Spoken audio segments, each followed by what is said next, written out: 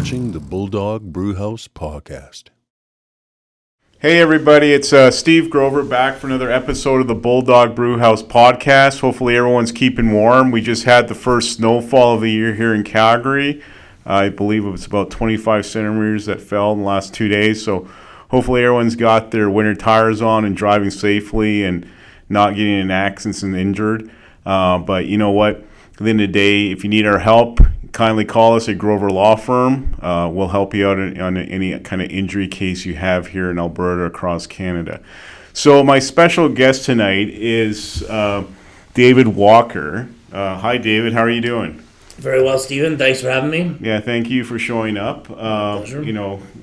Hopefully the drive here was safe. You didn't wipe out and, crash your truck or No, anything? we were good. We both drive big trucks, so it's good when the snow hits. So, Okay. Yeah, we're here. And so tell a little bit about where you're from originally. I grew up in southern Ontario, a little farming town called Waterford, and made my way out. Grew up there, farm kid, and then played baseball and hockey like most Canadians. Mm-hmm. And after that, wanted to get the hell out of small town Ontario. The town was like maybe 1,000 people. University was the ticket to get out of the small town, so I went to University of Toronto, and there got introduced to mountain biking, actually. I went to a mountain bike race one weekend, and loved it, and did pretty well, and was reasonably athletic before that, and fast forward 6 months after that, I started racing the World Cups. So I traveled out here every summer throughout BC mainly, racing mountain bikes. So when I got a chance to move out here in 2003, that was a dream come true, although I just shattered my knee, so I moved out to the mountains where I always wanted to live and could barely walk. So that took a little bit of rehab, but we're back at it now and happy to live in Calgary and been here since 2005. Okay, so you're originally from Ontario. Yep. And then you didn't want to stay in the center of the university called Toronto? You know what? I don't know. To grow up in farming community was great because I definitely love that background. And to go to Toronto, we were only about an hour and 20 minutes away with no traffic. Mm-hmm. But yeah, Toronto now, when I go back, it's so much bigger than it was when I was in school there. So It's nice to go in and get out. My mother's still there. So we try and go back, but once in a while. But I love it here. I'd never move back. Really? Okay. So obviously, you'd rather be out west than out Big TO, hey? The mountains, and Yeah. I always had hay fever, and I hate black flies and mosquitoes. Given we like to be outside as much as we can, so to have mountain air and no bugs, it's a beautiful thing. So Okay. So you got into mountain biking, you got into racing and mountain biking. So how did that go for a while? So it was good. This was at the time my first World Cup was in '92. I'm old, but mountain bikes were nothing like your hardtail bike is better than the bikes we used to race at World Cups back then. Yeah, I think I have a Santa Cruz, but I didn't ride it this year. And actually, I moved in the garage today, and all the tires are flat. Yeah, they're tubeless, so yeah, they go flat now. Okay. But yeah, so I got involved in the sport. Yeah. And we basically had sponsors, and back then it was kind of the X Games, Mountain Dew was the big thing. So mountain biking was kind of seen as an extreme sport. Yeah. So I made a living off that for 10 years and raced all the North American World Cups and got to travel all over the place, really, and it was a great job. And so you actually could pay the bills racing mountain bikes? Yeah. It was amazing. And and then what happened is cross-country mountain biking got into the Olympics. Okay.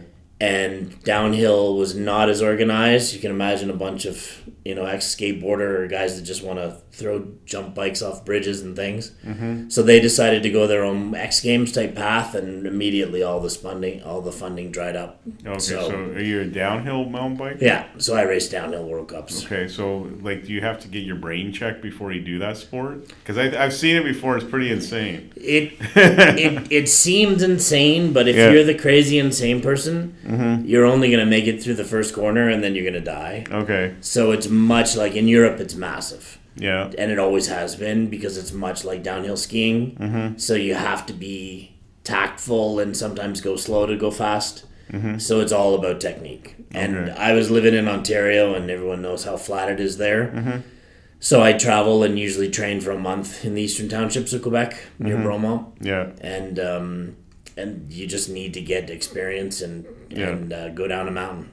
Okay, and just kiss your ass goodbye, and if you wipe out, Somewhat. kill yourself? The problem was back then that the bikes wouldn't handle it. So we just watched the Mont Saint Anne Famous World Cup 2 weekends ago in Quebec, and I remember I had raced that race for probably 5 years in a row and had never once come race time made it down the mountain because you'd have a flat tire every other time, you'd break a bike in half, you'd crash.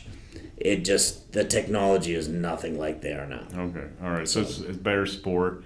And then you're in BC, and then you lived in Alberta since 2003, you said? Yeah, I moved out here, and oddly, I was fortunate because when we traveled, so I was always in California racing, and we'd be with the team truck, and you always had time between races.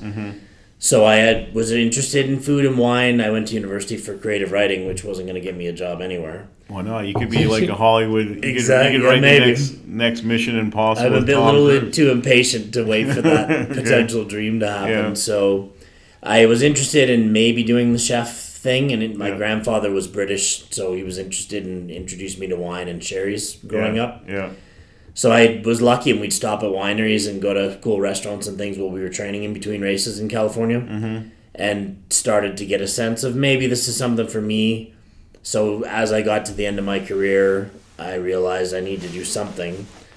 Randomly, I was thinking, this has got to be my last year racing. I need a real job. Yeah.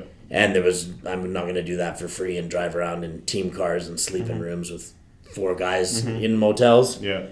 So on CBC Midday, I saw a chef that was working in Niagara in the wine region there, this Michael Olson, and he was a washed-up hockey player playing hockey in Japan, same kind of thing, wanted to come back to Ontario where he's from. Yeah. Started cooking in Japan, learned, and opened a winery restaurant at one of the wineries. Okay. So I cold called him right at noon, which is the worst thing to do, and I said, can I buy you a glass of wine? I want to pick your brain. Yeah. Just as a means to get into the wine industry and see whether I wanted to do the food side or the wine side. Okay. So he agreed to see me, went down, and we hit it off. He hired me on the spot. So the idea was that there's a school in the UK that is the main wine training, because London, England's the center of the wine world.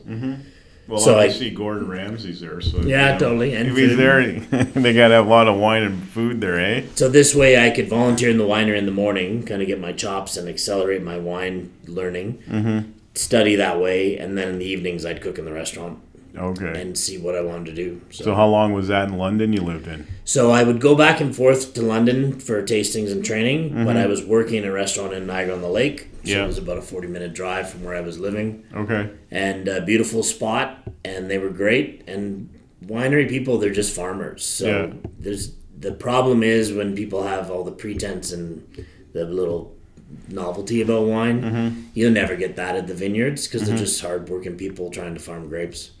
So they treated me great, and after I did that for 2 years, by the end I was one of the sous chefs, and I had done my first 3 levels of this wine course in the UK to give you kind of a technical understanding of wine, a little bit different than the sommelier training that people would know over here. And fast forward, then I ended up working at another winery and was the GM of the winery. Yeah. And helped with the restaurant and the kitchen. Yeah. And after that, Fairmont Hotels had heard, they had hunted me because they wanted someone to be the wine director for the Banff Springs. Okay. So that's what brought me out here in 2003. And I was like, I'm moving to the mountains. I'd signed the contract. Yeah. I probably had a 4-month window before they actually wanted me out here. So I went back and did 1 race and shattered my knee.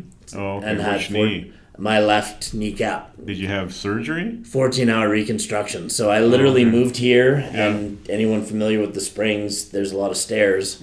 I could barely walk. Like the Waldhouse pub down in the back, I had to take a taxi from the main restaurant down there. Okay. Because it would have taken me a day and a half to get down there. So people that don't know you, you're a sommelier? Or somewhat. I'm a wine guy. Yeah, okay. I did this. There's this Wine and Spirit Education Trust in the UK. I have a diploma from there, which not many of us did back then. Yeah. or you do the sommelier, which is more of a how to serve wine in a restaurant setting. Okay. So what's your actual designation? So I've got a diploma from the Wine and Spirit Education Trust. Okay, and then you came out here and you started working for the Banff Springs. And Yeah. what was your job there? I was the wine director at the Banff Springs and managed all the beverage program for the whole hotel. Yeah. And at that time, they had a fine dining restaurant. So typically in the wine world, the chefs and the sommelier, the wine people, hate each other. Okay. They never get along. Yeah. And they were having issues with this, so they brought me from outside of hotels, knowing that I was a chef and I had done the wine training. Yeah. So right away, I instituted something that the chefs had to spend 2 days in a suit, uncomfortable in the dining room, and vice versa. The fancy sommeliers had to be in the kitchen and sweat and learn that. Okay. And I think if you experience time in each other's shoes, you build a better team. Yeah. At the time, we were the top restaurant in Western Canada. Yeah. So it was an important thing, and I had to make sure that we kept those ratings, and we were AAA, kind of like Michelin 2-star. Yeah. Ish. So you go out and work at the Banff Springs. It's still owned by the Fairmont? This was I'm really pleased that I was there then. So it was before Fairmont took it over. Okay. And the transition. So we still had Chef Luthi and a bunch of the original Ted Kassane, an American that made all the mountain properties here. Okay. What they are today was in charge. So Okay. it was a great time to be part of Okay. that. So how long were you at the Banff Springs for? I was there for just under 5 years, and just at the end, that's when they got taken over.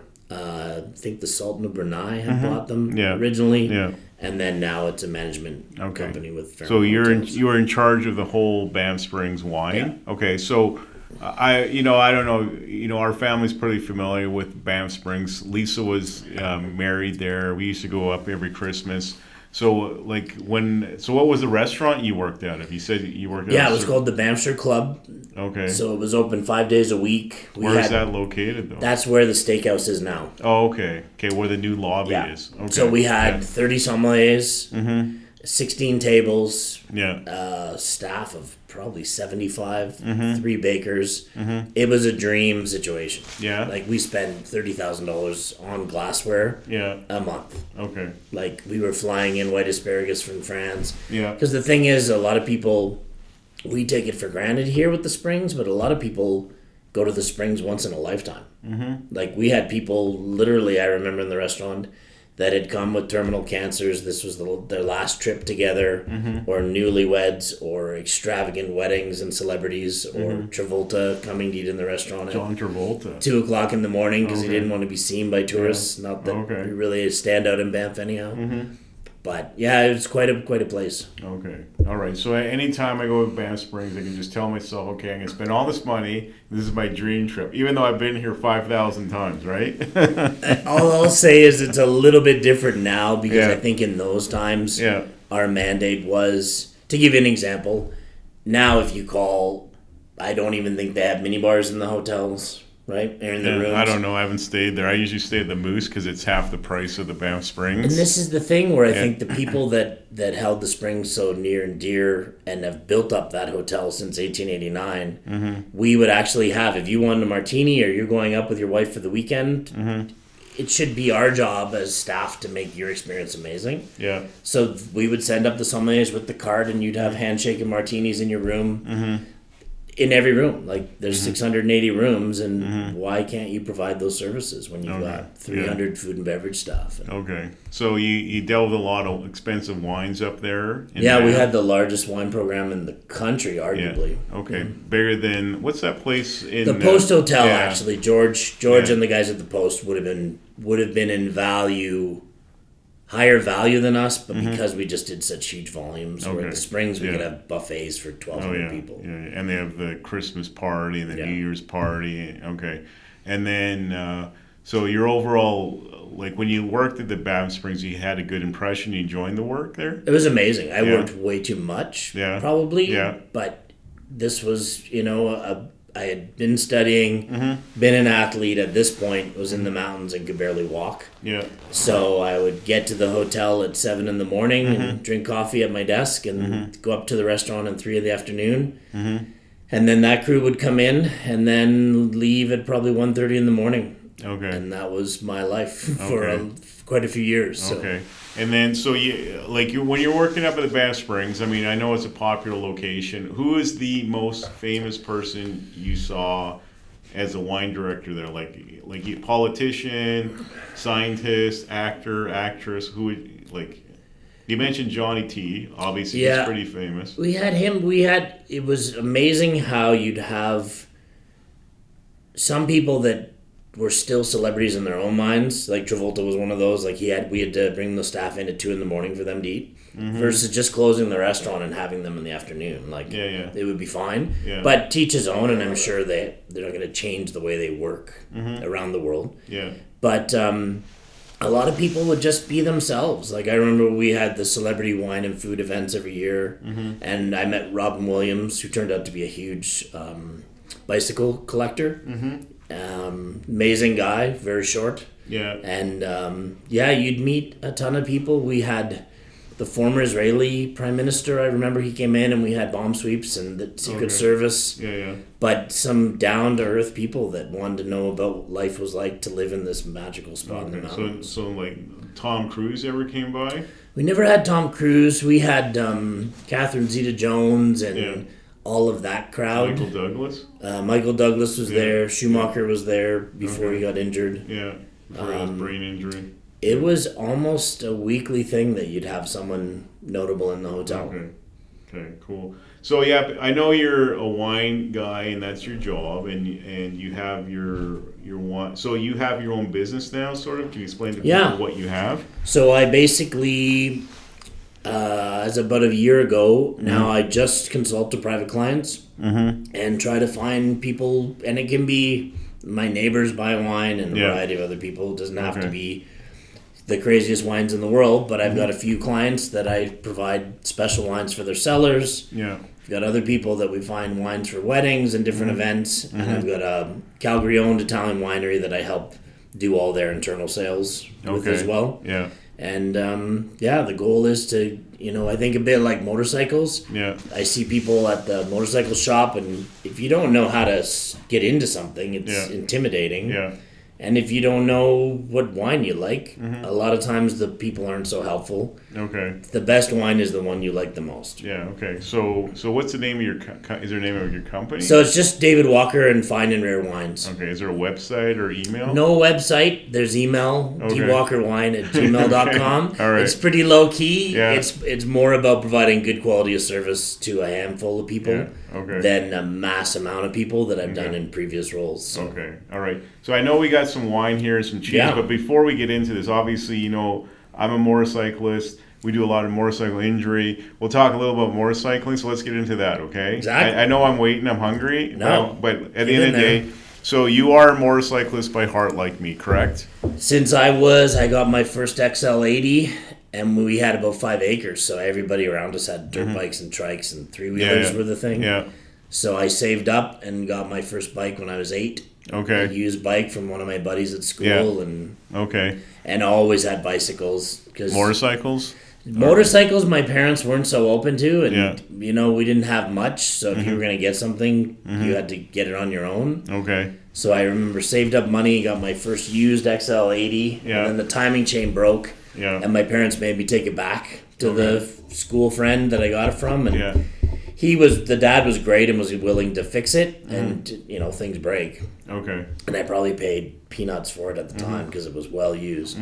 And they didn't want me to get it back, so I didn't have another bike for a little while until I was 16, and then I bought an RZ 350 All right. for the road. And so now you're up into Ducatis now. So tell everyone the bike you bought this year, okay? Yeah, so I'm currently riding, I love Ducatis, but So why do you like Ducatis, other than them looking sexy? It's kind of two-pronged. So after the part I didn't tell you is when I was done, right at the crossroads of being done with a mountain biker, need a real job and training for wine and food. Through mountain biking, I met one of the R&D guys at Yamaha in Ontario, so I did 2 years as a test rider at Mosport on sport bikes, 600s and 750s. And I loved it and was pretty good at it. Yeah. So they offered me a spot, but it just felt like deja vu to go back racing again. And at that point, I was 32 and needed to get on with things. Yeah. So I had ridden always. I was on Yamahas. Those are the brands. Japanese bikes. Love them. I almost bought a GSXR in university, 750. Yeah. But then when you start to get older, I think, to appreciate the mechanicalness of some of these bikes and to see just the beautiful lines. Then fast forward ahead, for 9 years I worked for an Italian winery. So I was in Italy every month, and I'd see the culture of what Ducati means to Italians. Yeah. And I'm not as much a car guy, but like the Ferraris and everything are beautiful, but a Ducati is amazing. Okay. So I had an 1199 Tricolore before. Yeah. So then when I went back to now that we have a racetrack again, I took that back out this year, and it's a behemoth to get around a tight track. So I started looking for new bikes and demoed through Blackfoot Barnes, demoed a V4S Ducati 23 this summer, and was looking at a BMW S1000 because I know you had one, and beautiful bikes, and was sold on the Ducati. Yeah. So I went a bit nuts and made it the ultimate kind of middle-aged dream bike and set it up for the track and did, I think I put in 9 full days at the racetracks between here and BC this year. Okay, so you got a V4S, then you added a bunch of new exhaust, and what else did you do on the bike? I went pretty much as the bike I could have never afforded when I was actually racing things. Okay. So I've got magnesium wheels with full racing slicks on Pirellis.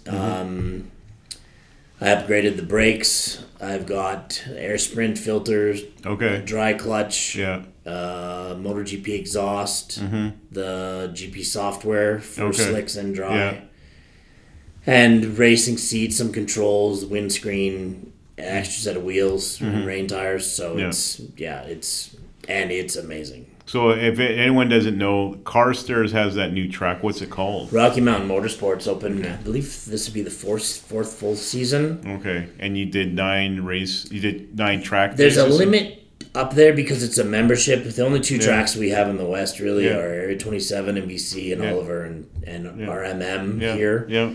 So here they limit to 4 days just for usage, which I understand. So I did the race school, so I renewed my race license full day, and then I did 3 other full days here at the track. And then I did another 4 days, 4.5 days in BC at Area 27, which is a very different track designed by Jacques Villeneuve and amazing. So how's the track here in Calgary?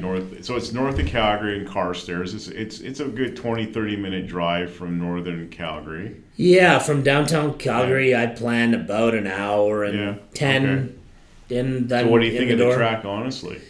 You know what? I love having a track because when I moved here... Listen for you. What do you think of the track? I want to know what you think of the track. I think the track is amazing to have a track. Yeah, okay. But what do you think of it? Is it well designed? Is it well paved? The track is smaller with lots of corners that makes you ride. It makes you earn your speed, and it's a technical track. Okay, all right. So it's a good track. It's a great track, and the surface is amazing. I never rode here. I think you might have at Race City back in the day. Yeah, that's a long time ago. But the asphalt, because I'd go to those races, was a nightmare. Okay. And so they don't have a clubhouse, correct? But they're planning on building one eventually? Yeah, I think just as a function of it's so new. Okay. Like right now, it's the members on track days. Yeah. And Hard Knocks Racing, Robin Traer that we run the track days. So it's a track for cars and motorcycles? Yeah. And then how many track days did you do up in Carstairs? I did 4. 4? 5 actually, sorry. Okay. Because we had a bonus day. And so you can do 4 track days without being a member? Yeah, 4 track days, and this year, 3 weeks ago, we had that sunny Saturday that they put on a day, and it was 22 degrees. But that was through Hard Knocks, though. Through Hard Knocks, but it was a bonus day that didn't count towards your 4. And then what's the membership cost up there if you're gonna throw out the credit card? Memberships would be around $50,000. Okay. So $50,000, and then is there a membership due every year? Yeah, I think $3,500 a year. Yeah, and then there's different ranges from big corporate to individual and family. No, but let's talk about Joe Blow. But Joe Blow, I think $50,000. When we talked about it, it's about $50,000. Okay. The one thing that I've talked to other members, there's a motorcycle group that run up there. you can go as much as you want. It's just, for me personally, the idea, like I go with my brother-in-law and a couple of the guys, and it's social at this level, like to just be burning laps to try and have faster lap speeds pretty much leads to crashing. Yeah. So that's my debate. Like they're going to expand the track and make it longer. Yeah. That's going to take time. Yeah. So... But it's $50,000 for a membership, $3,500 a year to keep up your membership dues. So it's either you can belong to a country club or you can go to the track. Yeah, I'm not much of a country club. I'm not much of a country club guy. Like we don't golf. Okay. If anything, I'll mountain bike or I ride motocross here at the other track, which is $700 a year. Yeah. So that's a value. Yeah. And about 10 minutes from our house. So. Okay, cool. So let's get into why we're here today. I want to talk about motorcycling. I want to talk about a little bit where you're from, but let's get into the good tasty stuff right now. So you're trained in wines. You know your wines. So tell me what we have here today, because we're coming up to Christmas now. I know Halloween's around the corner. So, and I wanted you to come in here just at this point in time just to talk about wine. If anyone has any interest in buying wine, they can reach out to you for advice or get wine through you. For sure. And obviously, there's always expensive wine. There's cheap wine. So what do you have here today for us for a tasting? So we started off with a Calgary family that also is into motorcycles, as ironic as that is. So, what do they ride? Ducatis?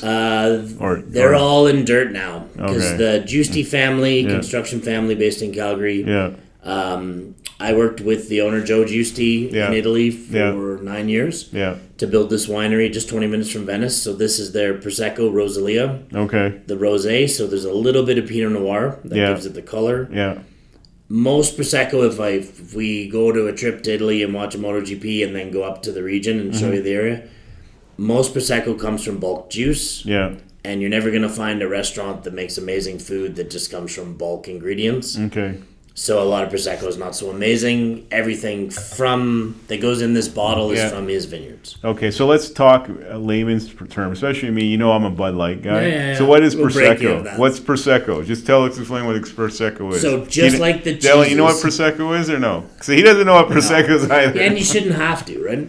So if you start this way, if you think of the reason they labeled the cheeses, because in Europe everybody's regionally very proud. Every region produces their own cheese and their own wine. Okay. So Prosecco is essentially a region 20 minutes from Venice. Okay. With one grape that you could care less about called Galera, but they don't put it on the bottle. It doesn't matter. We don't grow it here. Yeah.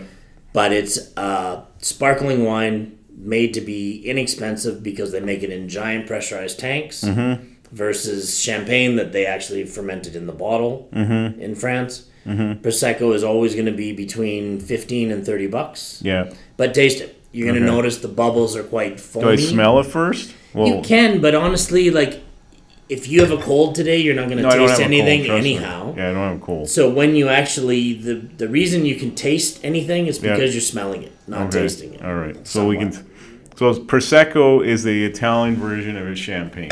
Is that pretty much it? Prosecco is the main sparkling wine of Italy. Yeah, but when you think of sparkling wine in France, you think of champagne, correct? Exactly. Okay, so it's the but Italian. They're very different beasts in that Italy wants to produce something inexpensive for patios. Yeah. Champagne minimum, it has to be aged 3 years, and they're trying to make something special for restaurants and celebrations. And so how long is this Prosecco aged for? 3 months. 3 months, that's it? Yeah. So it's sort of like... And honestly, why would you do it longer, right? It just ties up cash flow and all those other things. Okay, that's nice. Yeah, so it's smooth, clean. Yeah, okay. And the key with Prosecco is we all taste sweetness on the tip of your tongue. If it's too sweet, you won't drink much of it. Okay, so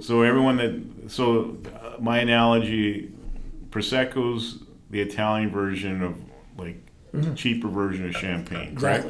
Exactly. And it's from Venice? Yeah. How far is it from Venice? 20 minutes. 20 I'd minutes? get out of the airport. Venice has one runway. It's very small. Yeah. Jump in the car and drive Italian speed, and you're there in 20 minutes. Okay. This would be the wine I'd suggest if you're having a function, you're having a Christmas party, you're having 200 people. Okay. This is going to be crowd pleasing way more than the $50 bottle of champagne. Okay. So we're coming up to Christmas. And, if you're looking for a nice sparkling wine, you don't have to go spend $400 on a bottle of Dom. No. You just buy a Prosecco. Yeah, and anywhere in the Alberta market and some of the other provinces, but Juicy, the family, the son and daughter actually race motocross. So how do you spell Juicy? Giusti. Okay, and they're from Calgary? Yep. And they have a winery in Italy? Yep, and that's where Mr. Juicy spends most of his time now, and I used to go back and forth. Okay, all right. Almost too often. So Prosecco, what's the price of this bottle? This would be $27 on the shelf. And where would you find this? Just contact you or any... You can contact me, but Highlander, Crowfoot... those would be the main shops. These are liquor stores, not roads, right? Yeah. Okay. Exactly. Yeah, Highlander Liquor Store, Bin 905. Yeah. Liquor Depot would have some of it. How about Ace? Would Ace have it? Ace might have. This is the rosé. There's also a Rosalia that's not rosé. Yeah. They may have that one. Okay, all right. But they're delicious. So you would recommend this for just for a nice Christmas party at your house or something like that? Yeah, Christmas party or with cheeses. Okay, so we have all these cheeses here. So do you want to go through the cheeses you have here? If you need cheese, I have to shout out to Isaac at Say Cheese in Crossroads Market. What's his number? He is... I don't have his number because it literally is a farmer's market. Oh, okay. So they're open Friday through Sunday. Okay. Say Cheese, right in the heart, literally, figuratively, right in the heart of the Crossroads Market. Mm-hmm. He knows cheese. So Crossroads is down... the one just over in Ramsey. Okay. Near Blackfoot? Just behind Blackfoot. Okay, I know where that is. It's amazing okay, so cheese. what did this cost you? So this cheese board he put together, we've got 4 or 5 cheeses, some French sausages. This was $75. Okay, all right, and it comes. You'll get amazing value, and basically he does what you and I would do with motorcycles or wine, and just finds out what you like. Yeah. And then we'll tailor it. He's even got a cheese club to make sure the best cheeses go to the best homes. Yeah. Okay. So try this. Try the wine now. Okay. Little sip, and then take your little weapon here. And taste a bit of this one. So we have this wooden spoon now, introduced by Trudeau, it's right? nature, yeah, exactly. Yeah, thank you, Trudeau. We'll make this. We're not using plastic. We're killing trees now, right? So now try that cheese. What do I do? Cut this? Just a bit of that. You don't need a cracker. Okay. So and what? Try that. Pop it in your mouth. That's rind it? and all. Yep. Okay. And then try the wine again. I'm going to give you another splash. So the thing in Europe is, if you came to my house and brought a bottle of wine, we would never start drinking until somebody brought food. Okay. It's just meant to go together. Okay. So what I like about that is sometimes the wine will make the cheese better and vice versa. Yeah. So that makes the cheese taste nice and fruity. Okay. And then you want to eat more. Your mouth's watering now.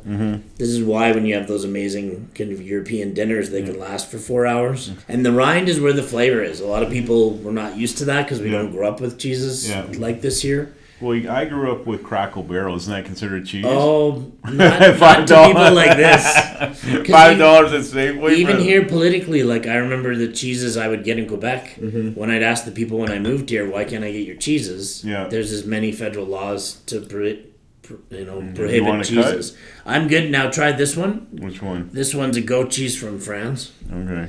So this one will be more tart, and try it with the wine. Oh, no, cracker? Try it without the cracker first. So have the wine So if you're first. doing our job, like what we do in the restaurant, Yeah. every night before service, if it was a pairing, we try and do this to see which one actually tastes best. So do I eat this and then have it? Eat that and then have the wine. You notice this one, it's quite different because this is goat cheese. It's very soft. Yeah. Which did you prefer? Which cheese did you think made the wine I like taste that better? Yeah. Yeah, that's brie, right? It's a brie-like cheese, exactly. Okay. And then see this? This has ash on the side. So traditionally they'd make the cheese and then they put ash on the side to keep the flies off. Okay. And then blueberries are good or not? What are these? You'll notice, but taste that and then taste the wine. With that? Yeah. So well, that's Weird good. though, eh? So this is where, like, as a chef, if I'm making you a great dinner, personally and classically, we wouldn't use fruit sauces on chicken or something with wine. Yeah. Because normally that competes with the wine. So this is a Prosecco. Yeah. So would you have this like before Christmas dinner with This cheese is- with like a little cutting board like this? Aperitivo, they call it. Yeah. So this it's perfect. this is a pre-Christmas dinner wine. Nice and Prosecco. cold. Walk in the door. Yeah. Give it to, and everybody's gonna like it. So you don't really have to worry about it. Even the guy that drinks beer and your Bud Yeah. Light, Yeah. it's low alcohol. Yeah. It's light. Okay. It's clean. Yeah. Okay. It's So that's about a $27 bottle. Now, Yeah. say, we are in a recession now, and we've got this carbon tax that Trudeau's, all the food's going through the roof. Yeah. So if someone wants to buy Prosecco, but a reasonably priced Prosecco, where would the point of view go for, Canadian? Like, can you get something good for $15? It's hard because Alberta really is the best wine market in Canada, full stop. So 'cause what's it's the private. minimum you're looking for a decent Prosecco for Christmas You time? probably could find something at your local shop. These guys do make one that's about $20. Yeah. That those same stores would carry. Yeah, Highlander or Crowfoot. Highlander, Crowfoot. Honestly, for Yeah. the $6-7 difference, Yeah. if you were to taste the two together, I think you'd want to spend the $6-7. Okay. It just, especially if it's a holiday thing, Yeah. it's well worth the money. Okay. If you were mixing it though, like Yeah. more and more cocktails and things like Yeah, that, yeah. buy the $20 one. And then lots of people add Campari or Aperol. There's Aperol spritzes is How another about big Bud thing. Light? Can you put a shot of Bud Light You in can there? put Bud Light in there. But Okay. Or a shot of Jaeger in there? Or no? I'm sure it's been done. Okay. I'm sure it's been done, buddy. So this is a pre-dinner. Yeah. You would recommend this, like when people show up at Christmas, Yeah. before dinner. We're all standing around. We Yeah. got the NFL, NBA game on the TV. You got the music going. 100%. The kids are screaming, and throwing stuff around, trying to play with the cousins. So you'd have like a little cutting board ready for some. Yeah, and even spicy foods. Like Yeah. I love Asian and Okay. chicken wings and things like that because a lot of wines don't taste good with spicy things like chicken wings because the alcohol's high. That's why beer tastes better. Okay. The other thing with rosé, Yeah. it's more towards a red wine Yeah. and body. Yeah. So a lot of people, our generation, didn't grow up drinking rosés. Well, I'm like 25, so I don't know what you're Yeah, doing. I'm old. But we used to joke that you were going to find a bunch of guys out drinking rosé. Okay. So, but Okay. for me, if you're out with me or my buddies, we'll Yeah. often have rosé because it's almost they've gone to a longer lengths to make this taste better than their regular prosecco. So is a prosecco more of a between men and women drink more prosecco than women? It's Okay. the market studies show that it's Yeah. kind of 18 to 35-year-old, Okay. mainly women. Okay. So bring Younger. Brittany in here. She's Yeah, she's do a you have a lady. glass? Oh, I do. Go get your glass, Brittany. Yeah. So which cheese should she try? She should try the same as you tried. This goat one, or The that first one, and then maybe the hard cheese, the Comte. Okay, cool. So bring we're her gonna in. try this. You So need bring her more in. wine. Okay. We were saying that the target Yeah. market for Yeah. these wines is often women. Women. So Yes. we have to bring. So them I don't in. know. Do you like brie cheese? I do, yes. have So this. try this. You can have a cracker if you want because it's Try that. getting away from Steven. Either Yeah. one. Okay. You can choose. Tell us what you think of it So from, this from is- this women's perspective. Okay. Oh, she dropped the cracker on the floor. Okay. Give her another cracker. Here. The cheese was really good. Yeah? Yeah. So That- these are small producers because you can buy basic brie at the grocery store, Yeah. but for the nominal price is the same thing. So that bottle's Plan ahead. $27. Is that in your price range, or something 20 would be better for you and your No, girlfriend? that's pretty good. Yeah. Okay. And it's really good wine. All right. And a lot of prosecco is so sweet that you'll have a little bit and not finish the bottle. Like our Okay. goal would be that you finish until the bottle's finished. We didn't Yeah. do our job right. Okay. Cool. Yeah, this is really good. All right. Good. Thanks. That's the goal. All right. Cool. Thank you. Thank you. So All right. now try the hard cheese with the last little bit you Which have. one? That one This- right in front, the in big front of one? you. Yeah. You don't want any cheese? I'll have some in a sec. What do you? Talk We'll too just much. here, Yeah, go to jump. We'll take that. So this is a type of Gruyere, one of the most classic French cheeses. You'll feel the little salt crystals. What I which do? has been Eat it aged. first? Yeah. Here, give me a little bit. So this is called Comte, Conte. So eat this first. Yeah. I'm gonna taste this. Smell it again. And notice trench the cheese. You'll notice these little salt crystals because it's been aged. Comes in a huge wheel like this. Oh, that's nice. Yeah. But for me, and there's no right and wrong, man. We're eating cheese and drinking wine. But do you notice how the cheese has more flavor than the wine? And for me, food pairing and meals, it's about having a fair fight, right? Weight class wise. Yeah. So finish that, and then try this. So now we're going to a wine now. Is that correct? Yeah. So Prosecco technically would be wine. And for sparkling, if it has bubbles, the only reason we stir the wine around is to smell it, which part of the job in making wine. If you think of the best piece of fruit you ever had, or one old chef told me this when you shop for ingredients in the grocery store, smell the fruit. If you're dicing up apples or whatever, the ones that smell the best are the ones that are going to taste the best. So I can put that in here without cleaning out the bottle? The glass? No, because the glass would have smelled like your rinse agent in your dishwasher before. Okay, so what is this kind of wine? So this, see how it's light in color. So what is this wine? So this is Pinot Noir. So this is a red wine? Yeah. And who's the maker of this one? The maker is Raffet. Yeah. What's the name of the wine? It's Pinot Noir from France. You can show it to the camera. So they'll never... The French, even if we were standing here with Gerard and said in perfect French, what are those grapes? Yeah. He'll say it's Bourgogne. Okay. Because he doesn't know in the way he's grown up that it's Pinot Noir. In his mind, it's Burgundy. That's his region. Okay. So this is a French wine, Pinot Noir. French Pinot Noir. So why do people do this when you go on? So before you stir it, just smell it now without it with it still, and it'll smell like berries. Maybe earthy something. Yes, it's earthy, definitely earthy. And we literally, just like my analogy, when you're eating things, if you have a cold, you're not going to taste them. Yeah. So now, if you really stir it up, part of it is the bottle is a time capsule.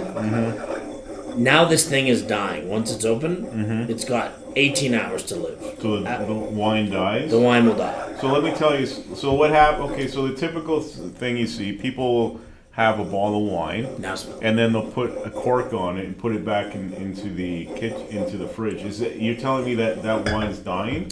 Yeah, the stopwatch has started. So in a perfect world, you drink the bottle when you open it. Yeah.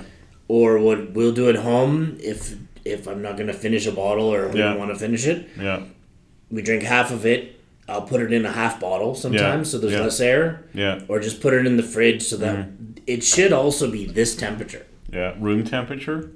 Or what? Like rec room temperature in the 70s. Okay. Like a slight chill to it because it'll taste better and fresher. Yeah. And you notice now it smells better. Yeah, it's still earthy. Because if it smells better, it means it tastes better. Yeah. And the reason you're buying this stuff is to get better tasting things. Okay. So in my mind, if you can tune it up, so at a restaurant, we dump this into a big water pitcher. Yeah. Swirl it around 20 minutes before you're going to drink it. Yeah. That gives it the vitamin shot to kind of wake it up. And then put it back in the bottle? Sometimes put it back in the bottle if you prefer. I like it out of the decanter. Yeah. That's why if you think these are just big decanters on a stick. Okay. And then that way when you... So people swirl it. Yeah. And they smell it. For me... So does that just look like you know shit at the restaurant? No, or you but actually have to do that stuff? Like guys that like hoppy beer. Yeah. As soon as you smell that hoppiness, I think your mouth almost starts to water. Okay. Or on, when was it? One of the other days on the weekend, we were out for a walk and you could smell the people were starting to burn hardwood in their fireplaces because it was so cold here. Yeah. Those sensory things, like when your best meals, a lot of it is because of the smells you have. Because your sense of smell is way more powerful than your sense of taste. So can I ask you a question? So they bring the bottle to the table. They pour a little into the glass. The person swirls it and then smells it, tastes it, right? Yeah. You know why they do that? I've been asking. Well, that's why I'm asking you why they do that. Just to look good? You're the first person to ask me this in 30 years. Yeah. And I used to ask all my fancy sommelier guys that don't know the training. Yeah. They're asking you, is it good or bad? They're not asking you whether you like it. They're asking because 100 years ago there were lots of faulty wines. They used to blend stuff when water wasn't even drinkable. So that's why all wines now have the name of the producer on the cork. Because think, you could drain this out and fill it with swamp water. So they started doing this because there was a huge counterfeit problem 100 years ago.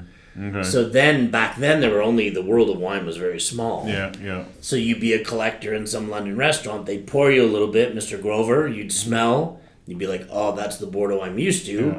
It's good. Or 10% of the time there's a bacteria on the cork that can ruin the wine. That's why if you saw me when I poured these, I sniffed them. Yeah.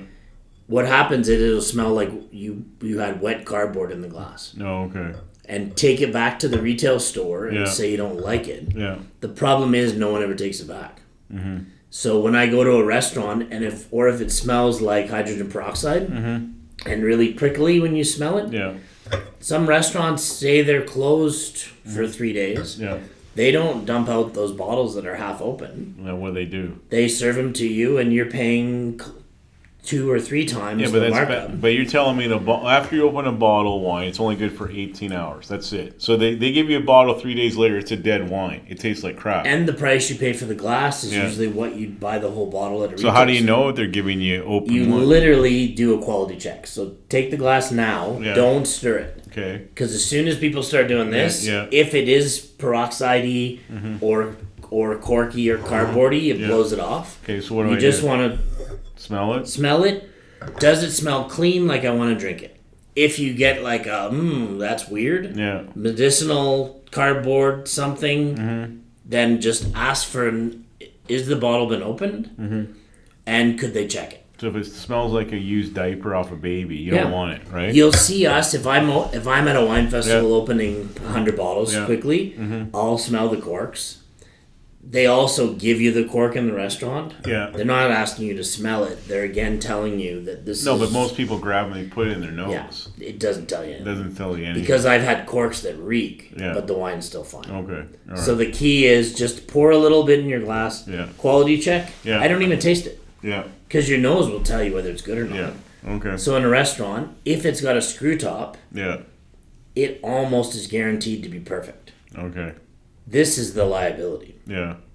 because the world can't get enough corks. See how this one is ground up corks? Yeah. So that one shouldn't have a problem versus Yeah. this is old school. Okay. That one can have a problem. Okay. And both All right. those corks are about 90 cents Canadian per cork. So can I? The other thing I see on on Instagram now is there's a couple out for dinner. They order a bottle of wine. I noticed that the guy opens a bottle. Is it custom for the man to taste it or the woman to taste it? It used to be the person paying the bill, but again, in this day and age, Yeah. for me, and I always trained our teams, get both people to taste it. You and I are sharing the glass. Yeah, but is it better to have the woman taste it or the man taste it? I think women typically are better tasters. Yeah. So you Because they're honest. Okay. And guys will have some preconceived, trying to impress somebody, where really it's a quality check. Yeah. I don't know. I think it should be, do you like it? Yeah. Yeah. Because this wine, if we poured this for 100 people, 75 are not going to like this at all. Why not? Pinot Noir, for me, the analogy is like lamb versus steak. Yeah. And I love lamb, Yeah. but I'm not going to bring lamb to someone's house or a client of yours if I don't know them, Yeah. because you just know that it's a long shot. Okay. Because it's light, it has this earthy, mushroomy, Yeah. which for me, it should. That's why I always gripe when someone goes to a wine shop, and you ask me for a $50 bottle, Yeah. which is this is $60, and I sell you this. If I didn't ask, do you like medium body wines? What are you having tonight? Yeah. If you're having risotto and mushrooms, or Yeah. just want a nice, I prefer these because they're light. Every sip tastes different. They're interesting for me personally, but it doesn't mean you're gonna like it. Okay, so this is a $60 bottle of wine. Yeah. Okay, now is this a good wine for turkey dinner after you have the prosecco? Classically, because we're trying to think of the weight of the wine, Yeah. a big Barossa Shiraz or a big Zinfandel from California or your Cay Muscab that you like, those are huge wines and probably great for prime rib and tomahawks. And where for turkey, it's again, if you like it, great. But if it's our job to make sure the turkey is the best tasting and the wine's the best tasting, Yeah. we'd probably err on something the size of medium body like Pinot Yeah. Noir or Syrah. So you would recommend people get a Pinot Noir for Yeah. turkey dinner for Christmas, right? If you like Pinot Noir, that's the hard part. Yeah, so but Pinot the- Noir, yeah, or but- Syrah, ham, turkey, Yeah. Asian foods because alcohol isn't too hot. Mm-hmm. Like if you were having, like imagine lemongrass chicken or pork. Yeah. That- We're getting in Christmas season. Yeah. So so that would be a good wine for turkey dinner. I'd love it. Try this with, which one is this? Try that. It's Mm-hmm. Italian. Oh, just eat this. Yeah. Okay. It's It tastes- fruitier. This is where, this is from where our friend Fluvio's town in Bergamo, Okay. northeastern Italy. But if people can't afford $60, what's a good price point for someone to get a Pinot Noir? This is where you could find Canadian Pinot Noir from British Columbia How much would in you between 20 and 30. $20-$30? Yeah. No, is there a certain shop in town you'd recommend? I know you're not getting paid by More, anybody. no, more of the same. Yeah, Highlander. Yeah. Where's Highlander located now? Highlander has a Bin 905 is also Highlander right on Mission, Okay. close to us here. Yeah. Or Marloop, Yeah. or 16th Ave, or Crowfoot has 12 different stores. Kind What of about throughout the Aspen city. Landing Liquor and Wine? Have you been up there? Aspen, yeah, those guys would have something Yeah. good. Ace Liquor Store? Ace again, their mandate is to carry the top 20 wines in the province, Yeah. which usually are the top 20 most inexpensive wines because it's a volume proposition. Yeah. Pinot Noir is not going to factor in. No? So what do they You might find a BC Shiraz or Syrah, Okay. if I had to Okay. guess. Yeah. But Okay. So this is a nice one. Pinot Noir, and to give you a sense, the reason, like even for you, I get 60 bottles of this a year. Yeah. So that's where, for my guys that collect these, I take a case home and I split up the other 60 bottles. Yeah.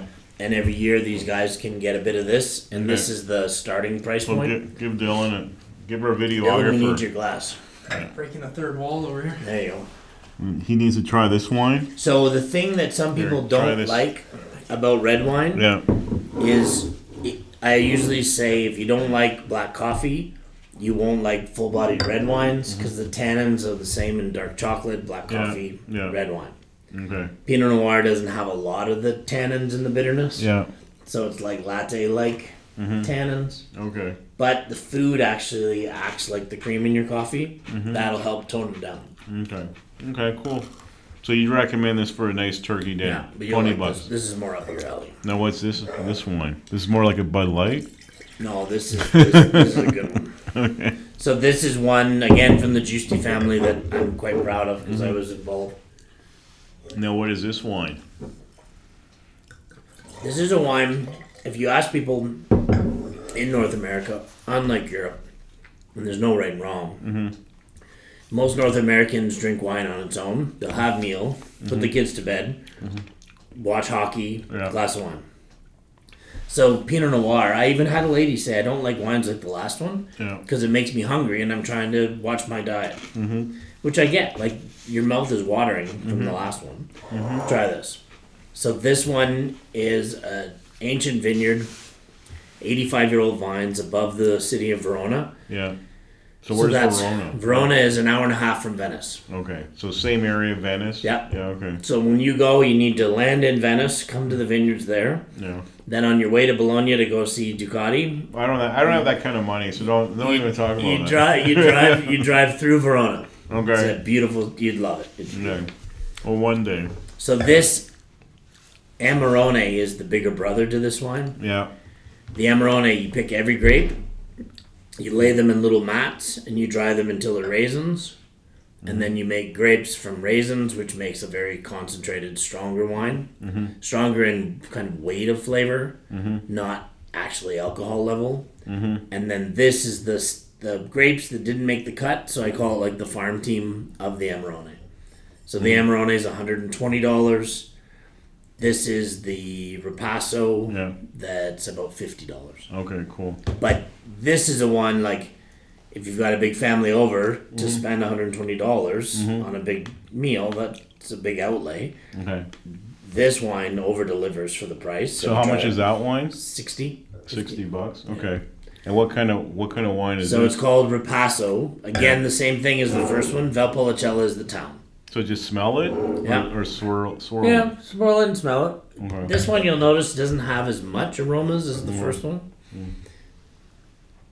But if you think of the weight of flavor, Oh, that's a nice one. Yeah. this is more cc's of horsepower for sure. Okay. And this one, if you go back to the first cheese, the Comté, So which cheese should I go to now? go to the back to the hard one, because that's our strongest, most flavorsome cheese. Okay. That and try the little sausages. Which one is this? This one? Yeah, try that one. Okay. Now try the one. Oh yeah, this is a nice one. Yeah. Very smooth. Where for me, the first one gets overshadowed, and now this wine can hold up to that. Okay. Oh, my. So I want to try this wine. Okay. So what is this wine? So it's made from raisin grapes. So to be more rich, but not more tannic and not more. Which black cheese chocolate. should she try? So try. Do you like hard cheeses like cheddar? Yep. Try the want one over by Steve. This one? Okay, here. It's So one what's of the the- most. So what's the lady's perspective of this wine? You like this? Oh yeah, it goes down really smooth. Yeah, and try it with that cheese. Now is this for turkey dinner? Could be. What would you drink this with then? Yeah, this is a bit of a jack of all trades because turkey dinner, especially, I would prefer the dark meat, honestly, Yeah. and stuffing, and this would be totally fine. Okay. And it would be more crowd pleasing, 1,000% than the Pinot Noir. Now, if you can't afford $60, what's the price You can range? find a Ripasso for about 25 And we're at any liquor store at the in same town? shops. Yeah, Yeah. there's a bunch of small growers and Ripassos. What they do is they take those raisin grapes. You can imagine you've got these little tiny skins that have no juice. Yeah. They press them. You don't get much juice. You're frugal because they are in the old world. So they take those grapes and dump it back in with the new wine, and basically repass or re-ferment it. So just like adding chicken bones to the stock, and it Okay. just gives you more flavor for no more money. Okay, cool. And it's a How do you like the it's cheese? one It's good? classic. Yeah, it's really good. It goes really good with the wine. Yeah. And then try that cheese too. It's fruitier and younger. This one here. Yeah, and the sausages are good too. The little And the French. sausages. Yeah. So can you get a cheaper charcuterie board? Whole for range. And for me, I would rarely do this because Isaac knew we were coming here tonight for the podcast. Yeah. So he wanted to make sure it looked nice. Yeah. I want to buy, when you can, there's special cheeses for Christmas. Well, to that make you me can- happy, you just could have brought a Popeye's chicken. Chicken deal. and a Bud Light. Yeah. Exactly. I don't know if he would have got me for that, but And some yellowtail red wine. Eh? yeah. But with him, you can get amazing cheeses, and you can get the whole wheel of different cheese, or just you could do what I like is to get a blue, to get a creamy brie, to get really really stinky French cheeses. Yeah. Some blue cheeses from Spain are amazing. He's always got great Canadian cheese, Okay. and there'll be cheeses you won't get. Like there's one cheese he gets at Christmas every year. Okay. So you have to put in your name now, Yeah. and I'm sure if the people mention Grover Law Firm, he'll hook them up. Want to give you like a 10% discount? He'll just get the cheese, because just Okay. to get, it's called Vacherin. It's a special Christmas cheese. Yeah. You warm it in the oven, and then you fry potatoes, and you dip them into the gooey cheese. But if you're on a budget, what's a good charcuterie board? Can you get something for $20-$30? Yeah. Yeah. Just for me, the cheeses have so much flavor. So just go in and tell them exactly the cheese you like, and what can I get for And this I'm amount? on a budget. Yeah. I can't afford anything. I'm a lawyer. Everybody's been a student or, had a variety of Okay. domestic things, so. Okay. Yeah, we're in a recession, and we got these paper, knives. Okay, I never thought I'd be doing a paper knife. I don't. You want to use a paper knife? No, I'm good. Or I mean the wooden knife, These sorry. little sausages are quite good. Yeah. So, you've been in the wine industry for over 20 years. Yeah. What country makes the best wine? I think it's a bit of a. People ask me this because I've worked with and around a bunch of Canadian wineries. Yeah. If you think of it this way, these vines that we're drinking These are Italian. are Italian. Okay. This is like Ducati. These vines alone Yeah. are 85 years old. Okay. The Canadian wine industry started in 1974. Okay. Before I was born. I was born in 70, so Well, I'm a millennial anyway. right, and I'm not 85, so it's not a fair fight. Okay. Because it takes, once you plant a vineyard, if you and I decide to go into business and Yeah. start a winery, Yeah. we plant grapes. Mm-hmm. It's going to take 4 years before we can even pick them to make wine. So these are generational things that Mm. Yeah. you plan to do for your daughter. Okay. It's hard. Yeah. And France and Italy have a history of hundreds of years, and Spain. But it doesn't mean they're better. But Spain right now, you can find spectacular values. Yeah. Like for $20, if someone's on a budget for Christmas dinner, Yeah. go to a shop. Actually, the Rocky Mountain Wine and Spirits, Mike's shop. They've got an amazing selection. Yeah. Especially, I know they do a good job with Spanish wines. Yeah. Things like that, you can get outstanding value. With Canadian wines, we're still finding our path. Ontario makes a bunch of great wines, but we don't see them here. BC has a bunch of great wines, but most of them are consumed in BC. Okay. Now, does Alberta have any wineries? No, Why not? vines die at minus 18, Okay. so they would have all been dead yesterday, Okay. pretty much. We're only So we're only good for oil. That's you need, Alberta, right? you can't get this cold. Okay. And why do most BC wines don't come to Alberta? Because BC doesn't play nice with the other provinces. Okay. They, like we saw during COVID. But unfortunately, BC, they're domestically very proud, better than any other province, and they support their own. So I think it's almost 60% of the wine sold in BC. So Kelowna's got good wine? Yeah, they've got great wines, but Yeah. for me, growing up and learning the industry in Ontario, you don't have those same opportunities because in Ontario you've got 2 million Italians. Okay. They're not going to drive to Niagara to drink Canadian wine. They're going to buy Chianti for $16 at the LCBO. Okay. So, we definitely have, but we do have the best market in the world because the prices and selection here. Yeah. Alberta has, I think, something like 6 or 7 times more wine than BC and Ontario combined. Okay. So I just did a tasting with one of the top Australian producers last week. And Australian wines are amazing. Yeah. It's just they've got a bad reputation because they came out with a lot of wines with, like you said, with what was the yellowtail and different things like that. Yeah. If you were to go and spend $30 or $25, $22 on a good Australian, not a yellowtail, family-owned Australian wine, you'll probably be blown away at the value. That or Spain are amazing. I just think the industry here, when you go to some of those bigger stores, they just want to make it easier and pick the top 20. And the problem with wine is you're not going to find the greatest things if it's all about just bringing in something cheap and cheerful. And Okay. life's too short to drink average quality stuff, right? Okay.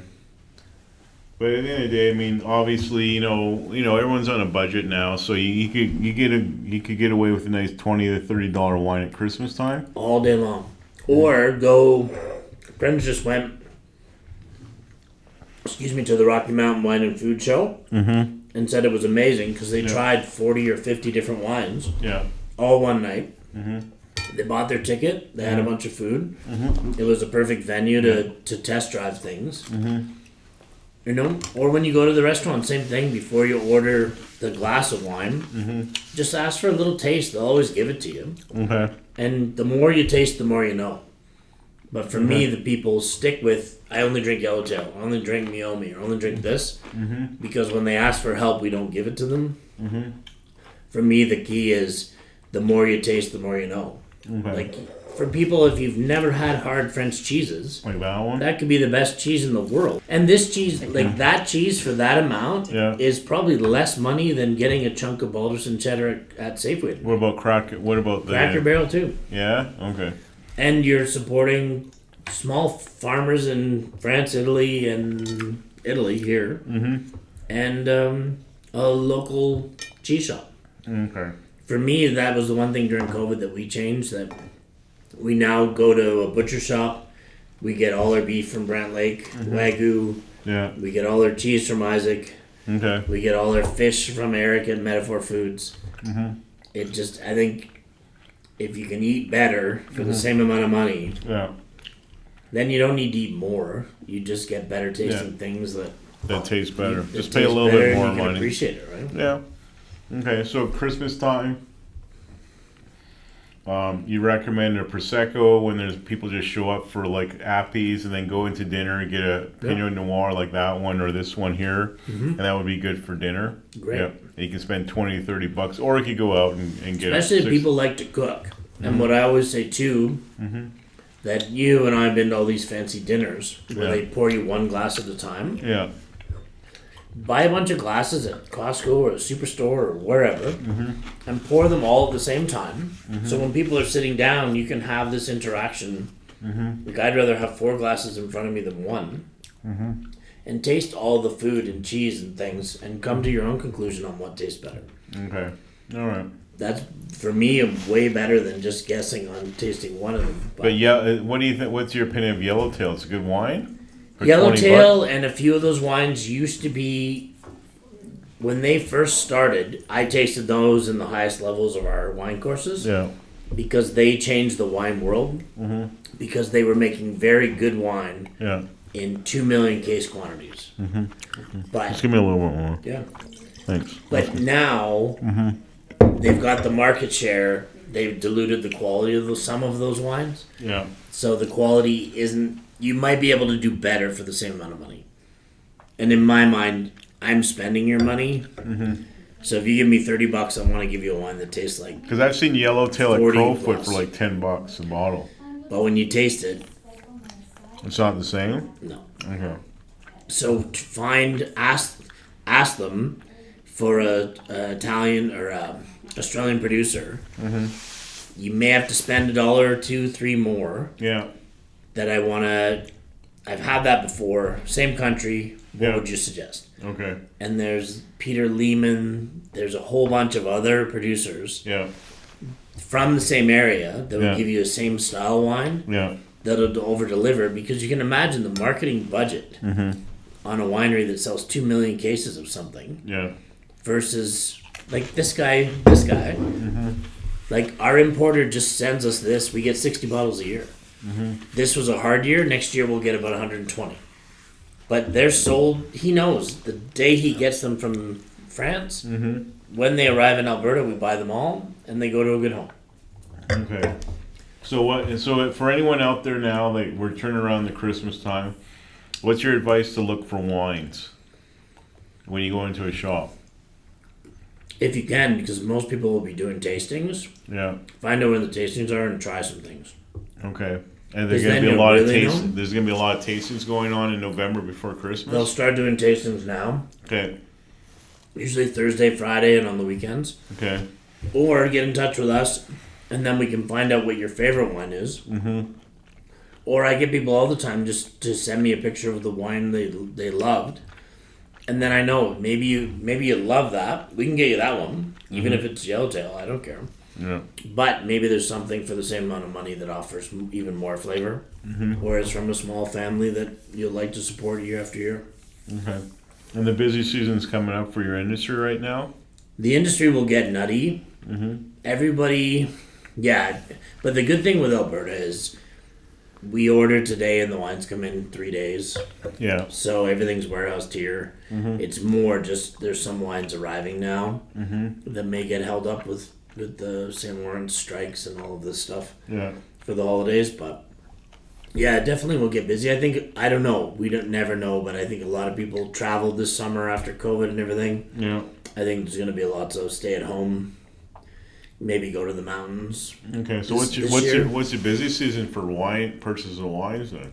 This is a busy season. Basically, Alberta drinks pretty good amounts throughout the whole year, except for August, where everybody leaves town. Yeah. Where do they go? And this year was a bit strange because, unfortunately, with the fires in BC, a lot of Albertans had wherever in BC, but Yeah. that changed a little bit with the fires. But So BC's got good wine, but they protect their wine industry. Ontario's good wine.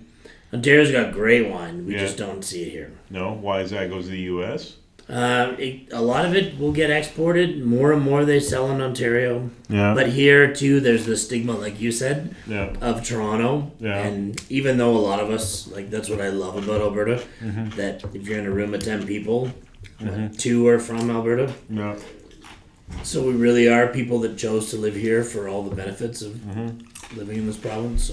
So where does the majority of red wine or white wine come to Canada from to Alberta from? Overseas, Europe? Yeah. Europe. So think Italy, right now- France. I think France or Italy is number 1. Italy or Spain is number 1 and 2. I In think Alberta? France, yeah. Okay. All of the Canadian provinces. So Spanish make good wine, Amazing. reasonably priced. So if you're looking for a good wine, look for a Spanish wine. We always joke that the French in the wine trade, that the French and the Italians fight over who's better, just Yeah. like in soccer. Yeah. And the Spaniards just go about beating them both in value, because there's spectacular value in Spanish wine. How about Portuguese wine? Outstanding. Yeah. Yeah, And a friend of ours from the warehouse is there right now. And that's Yeah. reasonably priced too.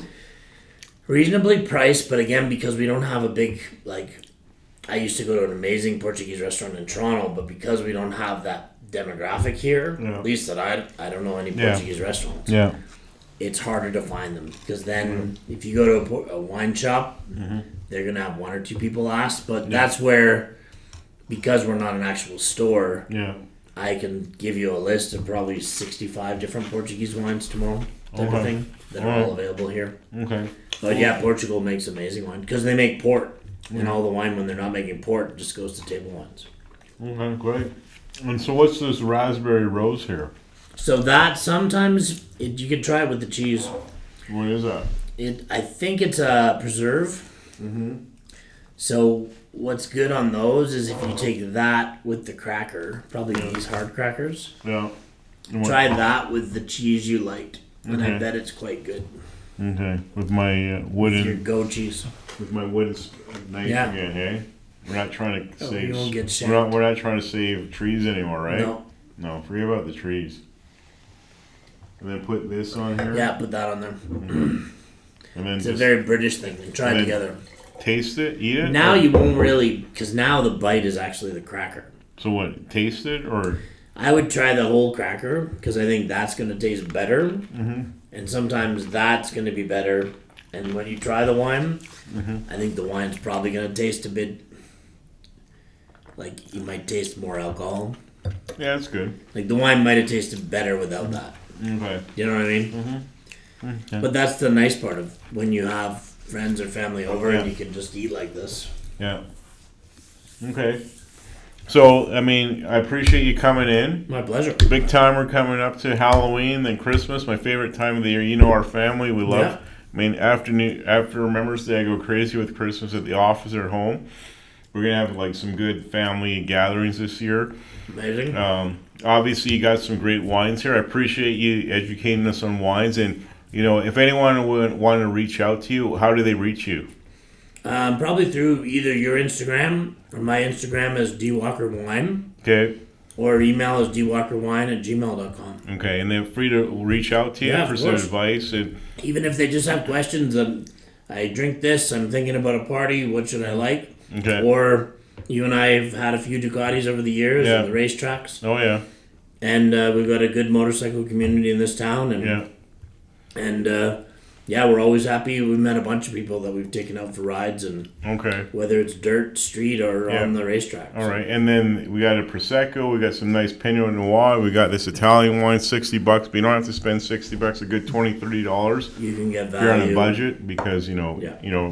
we are in a recession and interest rates are climbing, but we all want to make sure we have a good Christmas. Well, for me, the key is if you can drink, if we can find something for $15 that tastes like 30, Yeah. even Okay. better. You So can if buy you two. if you find something good for $15, let me know. Will do. And I'll share it. I'll get Ashley to share it on social media right Yeah. away. Okay. Okay, done. All right. Okay. Well, cheers. Beauty. Thank you Bye. for your time, Happy holidays And- in advance. everybody. I hope everyone has a happy Halloween. Stay safe during Safe Halloween. riding. Yeah, exactly. And then have a good Remembrance Day. And then if you want to reach out to David, he'll gladly help you with any wine selections for your Christmas parties coming up. And next time I'll see you again. Hopefully you have a good week and stay safe out there with the winter weather right now. Cheers. Cheers. Thanks.